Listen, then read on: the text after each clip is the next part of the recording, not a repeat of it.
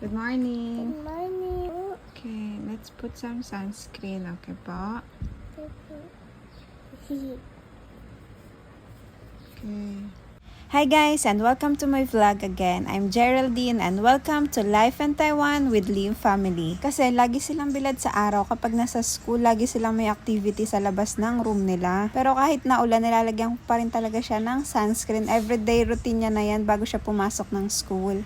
And today is Friday, naka-prenatal leave ako kasi nga may blood test kami ni baby. Hindi na nga pala siya mag-aalmusal sa bahay, dadaan na lang kami sa 7-Eleven para kumain siya ng hotdog sandwich. At eto nga po, nasa 7-Eleven na kami, magtitingin lang kami ng hotdog na gusto niya. Si Jada nga lang po pala yung pinapakain ko dyan kasi bawal pa akong kumain ng kahit ano kasi kukuhanan ako ng dugo mamaya dun sa my clinic. After niya pong kumain, ay dediretso na kami sa school at eto nga, dumaan kami dito sa my park kasi dadaanan niya papuntang school.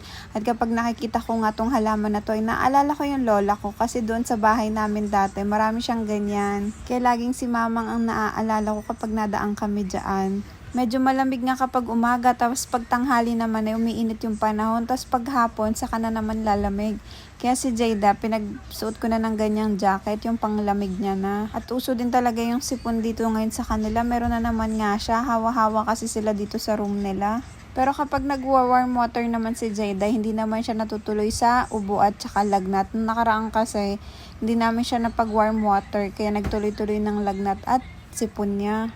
Kaya kapag nagkakasakit siya ng ubo, sipon at saka lagnat, hindi ko talaga siya pinapapasok hanggat hindi pa siya okay para nga hindi siya makahawa. At konting share nga din po pala dito sa pagpapaaral namin dito sa Taiwan. Dito nga po pala sa Taiwan, kapag nanganak ka na at citizen po kayo at registered na kayo sa household, meron po kayo makukuhang 5,000 monthly. Direct po yun sa bank nyo. And then, until 5 years old po yung bata. Pero once na pumasok sila, for example, nag 3 years old na yung anak nyo, tapos pinag-aral nyo na sila, nakapasok na sa school, automatic po may stop yung padalas doon sa bank nyo ng 5,000. So, diretso na po siya sa school yung 5,000 na child subsidy, kaya maliles na yung tuition fee na binabayaran namin. Ang start nga po pala ng pasok ni Jada dito ay September.